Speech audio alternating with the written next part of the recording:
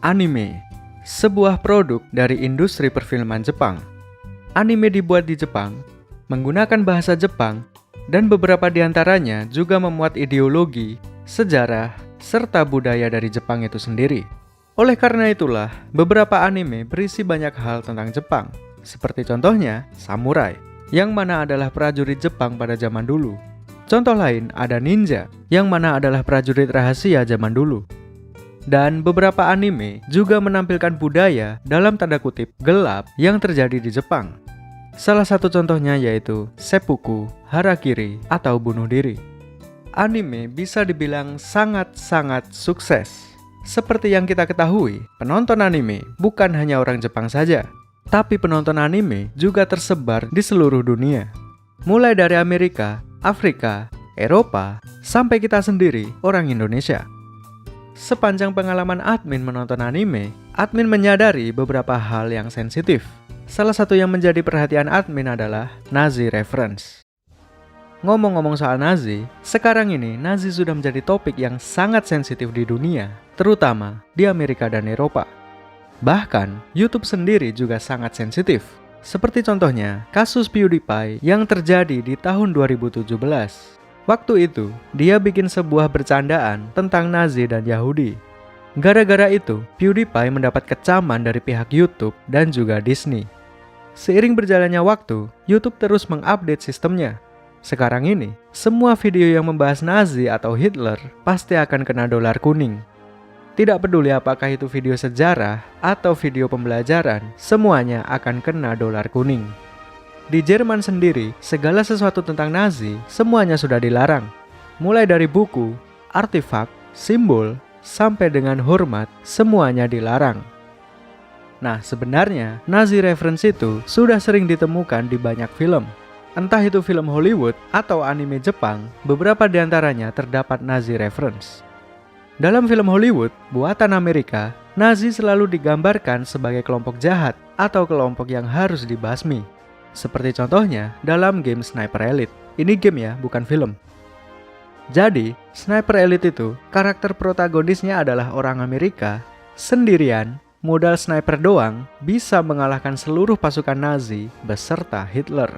Padahal ya, kalau berkaca dari sejarah, yang mengalahkan Nazi dan Hitler sebenarnya adalah tentara merah pasukan Uni Soviet. Atau contoh lain dalam film Captain America. Di situ, penjahatnya adalah kelompok yang bernama Hydra. Pada awalnya, Hydra adalah divisi penelitian dari Nazi. Lalu setelah Nazi kalah dalam perang, mereka bangkit dan berdiri sendiri. Pada intinya, mereka bisa disebut juga dengan Nazi generasi baru. Nah, karena mereka sangat jahat, maka mereka pun dibasmi oleh protagonis superhero Captain America. Dan masih ada banyak sekali film-film yang menggambarkan Nazi Jerman sebagai penjahat. Bahkan saking banyaknya, sampai ada yang bikin tesis tentang itu. Nah, ini dia tesisnya, ditulis oleh Christine Lokotz Aube tahun 1998. Tesis ini berjudul The Enduring Villain, Germans as Nazi Stereotypes in American Cinema. Pada intinya, tesis ini membahas stereotip terhadap orang Jerman yang selalu diasosiasikan dengan Nazi dalam film Hollywood.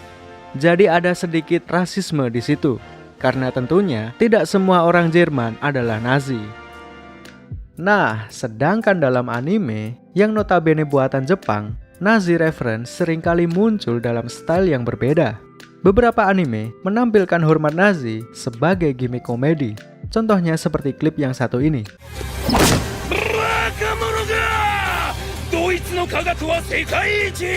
Atau yang ini.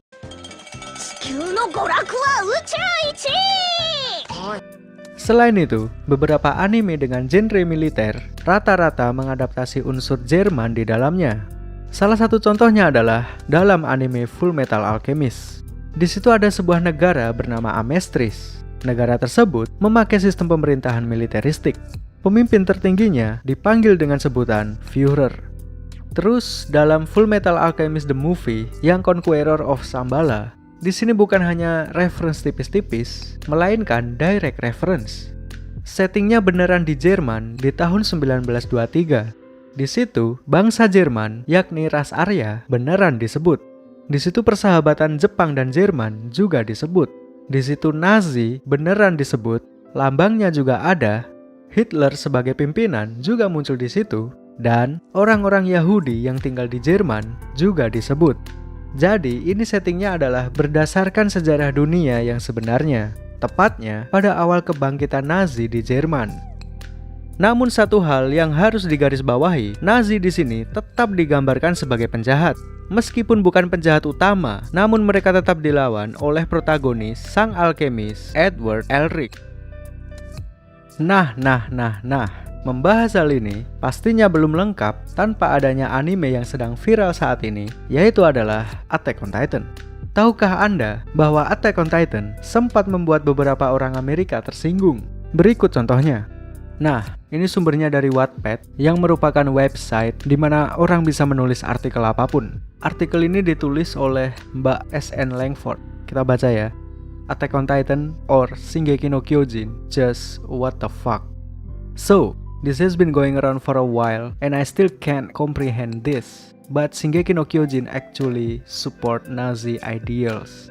I bet many are confused, upset, and probably angry if this series is your baby. But this is true.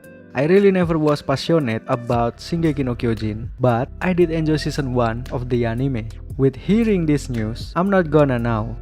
First off, the author of the series is a World War II apologist, so that's saying something right there. Secondly, the Titans of the series, they basically carry the role of the Jews in World War II. Jadi pada intinya, mbak-mbak ini tersinggung dengan Attack on Titan karena di dalamnya mengandung Nazi reference dan Yahudi. Jadi yang dimaksud mbak-mbak ini, Marley dalam Attack on Titan adalah representasi dari Nazi. Sedangkan yang dimaksud Yahudi adalah ras Eldia. Nah, jadi dia tersinggung karena Eldia yang merupakan representasi dari Yahudi di dalam anime digambarkan sebagai keturunan iblis. Mbak-mbak ini juga menampilkan gambar di sini. Bisa dilihat, gambar di kiri adalah Grisha Yeager yang memakai tanda Eldia, sedangkan gambar di kanan adalah orang Yahudi yang dipaksa memakai tanda pada saat kekuasaan Nazi. Terus lanjutan di bawahnya, when you combine this with the pro-military vibe of Shingeki no Kyojin, the author being a World War II apologist, and the fact that Titans are painted as evil and treated like Jews from the war, then it's enough to say that this series supports Nazi views. Jadi mbak-mbak ini beneran marah sama Hajime Isayama karena mereference Nazi dan Yahudi di dalam Attack on Titan. Admin kurang tahu kapan artikel ini ditulis, tapi kalau dilihat dari komen yang paling lama ditulis pada tahun 2019. Terus mbak-mbak ini bukan satu-satunya yang tersinggung. Nah, ini ada juga sebuah artikel tentang Attack on Titan. Artikel ini ditulis pada 30 Juni tahun 2017, cukup lama ya. Intinya sama juga sebetulnya, cuman kalau artikel yang ini penulisnya lebih tenang, nggak marah-marah, dan dia hanya mempertanyakan kenapa Hajime Isayama berani menampilkan sesuatu yang sangat sensitif yang berkaitan dengan Nazi dan Yahudi. Intinya seperti itu, cuman dia nggak marah-marah aja. Terus satu lagi ada di Twitter, ini cukup baru, ditulis pada 15 Januari 2021. Pada intinya, orang ini juga tersinggung terhadap Attack on Titan karena di dalamnya mengandung Nazi reference. Responnya macam-macam, ada yang pro dan ada yang kontra juga. Dan tentu saja ada fans JoJo yang ikutan nimbrung. Bisa-bisanya fans JoJo merekomendasikan JoJo di postingan orang tersinggung. Ngomong-ngomong soal JoJo, ada juga dong Nazi reference di dalamnya. Tepatnya ada di dalam part 2 Battle Tendency, yang mana part 2 ini adalah part favorit admin. Memang, karakter favorit admin adalah Kira Yoshikage, tapi part favorit bukanlah part 4, melainkan part 2. Alasannya simple, karena unsur bizarnya. Antagonisnya, 3 pilar men, itu sangat bizar. Protagonisnya si Joseph Joestar adalah orang yang humoris. Settingnya ada di dunia nyata, ada Smokey di situ yang digadang-gadang sebagai representasi Obama, dan keseluruhan ceritanya sangat bizar. Itulah alasan kenapa part 2 adalah part favorit. Nah, karena settingnya ada di dunia nyata, maka Nazi reference-nya juga nyata. Sama seperti Full Metal Alchemist, ini adalah direct reference, tanpa disamarkan sama sekali. Nazi beneran disebut di situ, simbolnya juga diperlihatkan, hormatnya juga diperlihatkan, dan ada Hitler juga di sini. Hal ini seringkali dijadikan jokes di kalangan JoJo fans. Biasanya kayak gini, semuanya adalah JoJo reference, bahkan Nazi adalah JoJo reference. Wow, saking populernya JoJo, bahkan Nazi sampai beneran dibikin di dunia nyata. Adolf Hitler adalah official canon JoJo karakter. Itulah jokes yang tersebar di kalangan JoJo fans. JoJo ini termasuk salah satu anime yang paling berani dalam menampilkan Nazi secara berbeda. Begini, karakter protagonisnya, si Joseph Joestar, adalah orang Inggris. Tepatnya, campuran Inggris-Amerika. Nah, si Joseph berteman dengan anggota Nazi bernama Stroheim. Dan bukan hanya berteman, tapi mereka juga bekerja sama untuk mengalahkan musuh. Sekali lagi, orang Inggris-Amerika berteman dengan Nazi. Stop sampai di situ, coba pikirkan baik-baik. Itu sangat bizar. Araki berani sekali menembus batas sensitivitas duniawi. Jadi dengan kata lain, Nazi di sini digambarkan sebagai orang baik. Bahkan yang sudah berjasa menemukan Pilar Man adalah pasukan Nazi. Sedangkan di film Hollywood, Nazi selalu digambarkan sebagai orang jahat yang harus dimusnahkan. Bahkan banyak JoJo fans yang merasa sedih ketika mengetahui Stroheim mati. Jadi, JoJo ini bisa membuat orang bersimpati terhadap anggota Nazi. Dan kematian Stroheim pun berdasarkan sejarah asli. Dia mati dalam pertempuran Stalingrad yang mana adalah pertempuran Jerman melawan Soviet pada waktu itu. Sangat bizar dan saya suka. Lalu, apakah ada yang tersinggung dengan ini? Tentu ada dong, sudah pasti menyinggung, tidak mungkin tidak menyinggung dong. Tapi sepertinya ketersinggungan terhadap JoJo jauh lebih sedikit dibandingkan dengan ketersinggungan terhadap Attack on Titan. Mungkin karena Attack on Titan jauh lebih populer, jadi tingkat ketersinggungannya pun jauh lebih tinggi. Sama halnya dengan PewDiePie, sebenarnya yang bercandain Nazi bukan cuma dia, tapi karena dia terkenal, jadi dialah yang paling disorot oleh media. Atau kalau enggak, mungkin karena Attack on Titan mereference peristiwa Holocaust, yang mana adalah tragedi yang mengerikan yang terjadi di Eropa. Sedangkan JoJo hanya mengeksplor sisi lain dari Nazi, jadi hanya sedikit orang yang menganggap serius. Karena Nazi cyborg melawan Pilar Man, sang makhluk sempurna, itu sangat-sangat fiktif. Mungkin itulah alasan yang paling tepat. Nah, mungkin beberapa orang yang menonton ini berpikir bahwa wajar jika anime banyak mengadaptasi unsur Nazi karena dulunya Jepang dan Jerman memang bersahabat. Namun, faktanya tidak begitu teman-teman, karena banyak juga anime yang menggambarkan Nazi sebagai penjahat, tidak jauh berbeda dengan Hollywood. Memang benar, dulunya Jepang, Jerman, dan Italia tergabung ke dalam grup Axis dalam Perang Dunia Kedua. Pada waktu itu, mereka melawan grup sekutu yang beranggotakan Amerika, Inggris, dan Uni Soviet. Udah pada tahu kan endingnya Perang Dunia Kedua? Amerika meluncurkan 2 bom atom ke Hiroshima dan Nagasaki sehingga membuat Jepang kalah dan menyerah.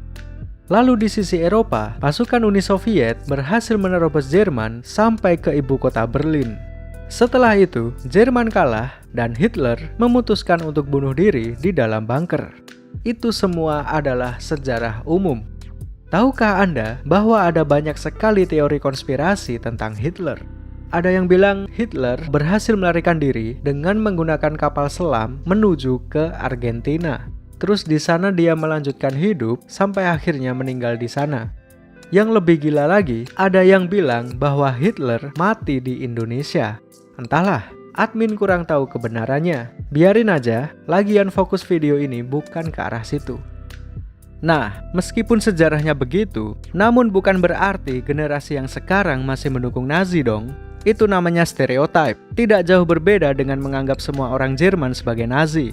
Contohnya ada di dalam anime Black Lagoon. Intinya aja, anime ini memiliki karakter protagonis yang berbeda suku dan bangsa. Ada orang Jepang, ada orang Uni Soviet, ada orang Chinese American, dan ada orang African American atau kulit hitam.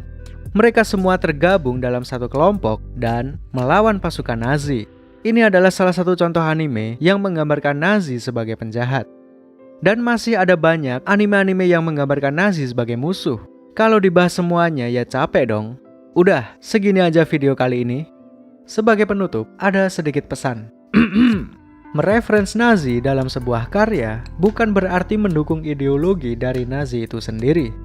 Meskipun Jepang bersahabat dengan Jerman, bukan berarti generasi yang sekarang masih mendukung Nazi. Mungkin aja para mangaka hanya terinspirasi dari sejarah. Ditambah dengan kreativitas tanpa batas, terciptalah sebuah masterpiece. Udah, itu aja. Sekian, terima kasih.